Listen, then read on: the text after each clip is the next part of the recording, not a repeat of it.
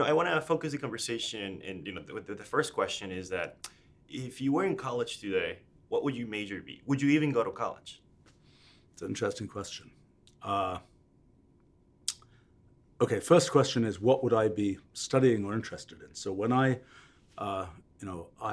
grew up in England, and I was a kid in the 1960s and so on, when space was the big thing. Right. As it was then, as it perhaps is again now, with a 50-year gap. And so, I followed all the various spacecraft and things like that. And I was interested in that partly because it seemed like the future, and I was interested in the future. And so, interested in that. Then from that, I got interested in physics and sort of studied physics as much as I could when I was like 10, 11, 12 years old. Ironically, a project that I kind of got interested in when I was 12 years old about the second law of thermodynamics, I'm finally finishing that project now. Really? So 50 years later. So that's a funny thing. But anyway, separate topic. But no, so I got interested in physics. It so happened that in the mid-1970s was kind of a golden age for physics. And so it was a time when quantum field theory was really discovering all kinds of things, all kinds of experimental results were coming in.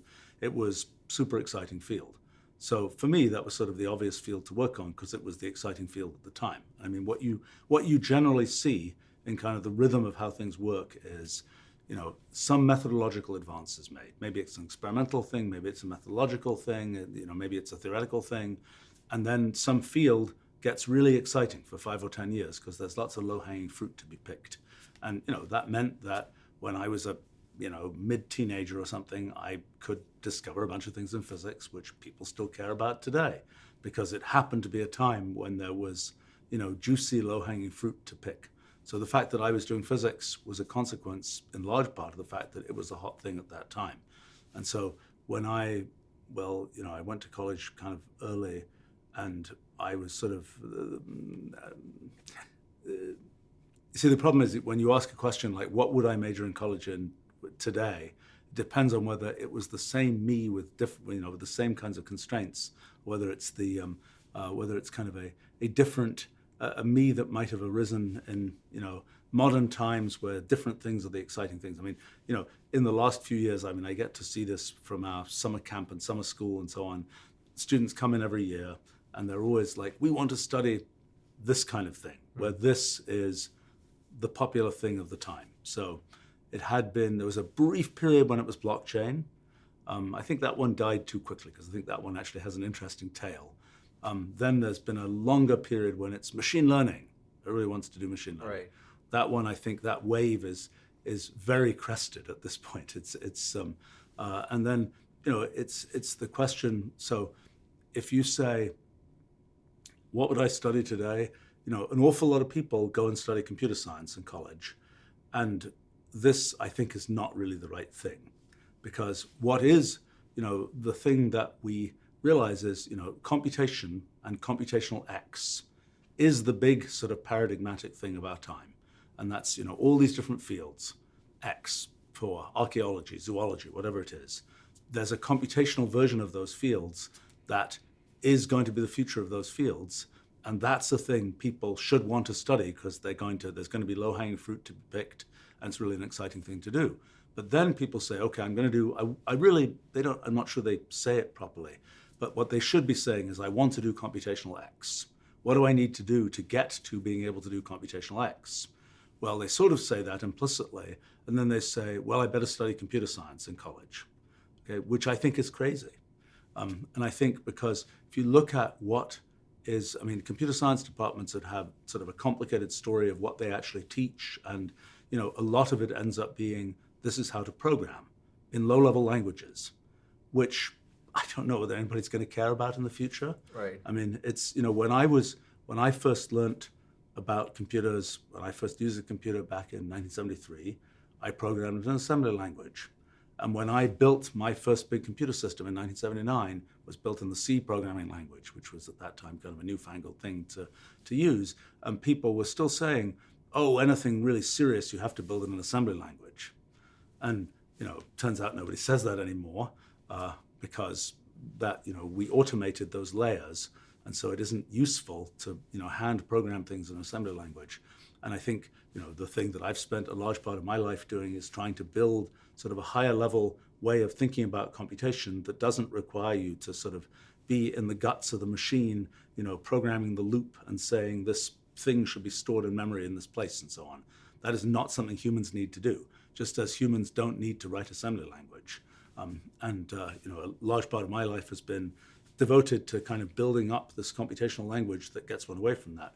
And I think in terms of sort of the path of how do you get to computational X without going through sort of traditional computer science, this is a path that, I've spent a lot of effort trying to enable.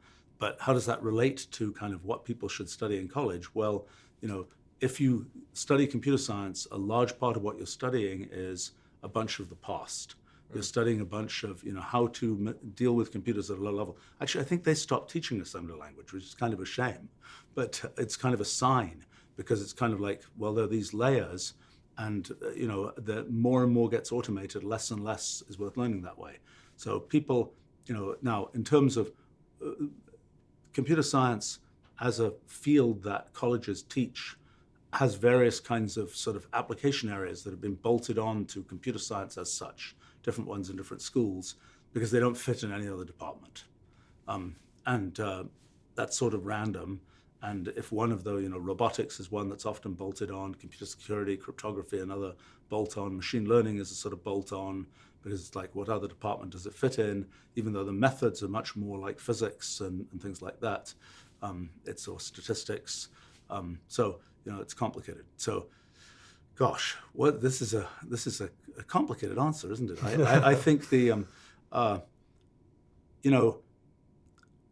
if I look at, it also depends on, there's another point, which is when I was a kid, I made this sort of meta discovery that you could learn things just by reading books, that's all gotten a lot easier, because it's a lot easier to read things, to learn things by looking at things on the internet than it is by bicycling to the local library and finding a book.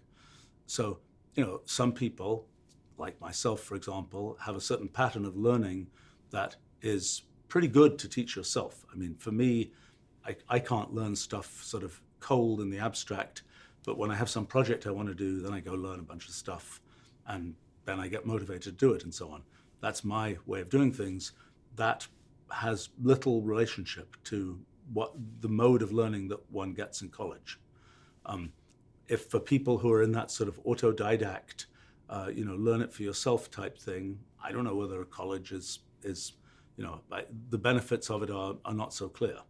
I think there are plenty of people for whom the things, the methods of learning things that I've used just don't work, and they're not a good fit for personality or whatever.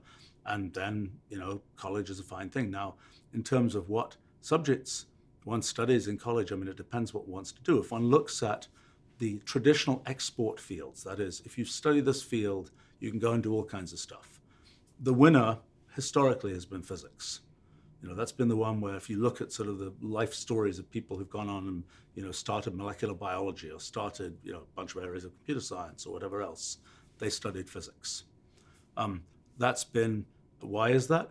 I think it's because it's a quantitative field that has definite things, but it is not as kind of detailed as mathematics, and not as kind of, not as sort of formalistic as mathematics. It's more practical. It's like there's quantitative things, but you can study all kinds of stuff with them. Now, the details of studying particular areas of physics, I'm not sure how useful that is, but the general methodology has turned out to be a good export field. I think the other export fields that I think computer science is a little bit of an export field and has become in some places is becoming more of an export field. There are fields that, if well taught, are good export fields, like philosophy, if well taught, is a good export field for lots of kinds of things. I think for some areas, economics in certain kinds of teaching is probably a reasonable export field, but you don't see, so that's one consideration. But I think in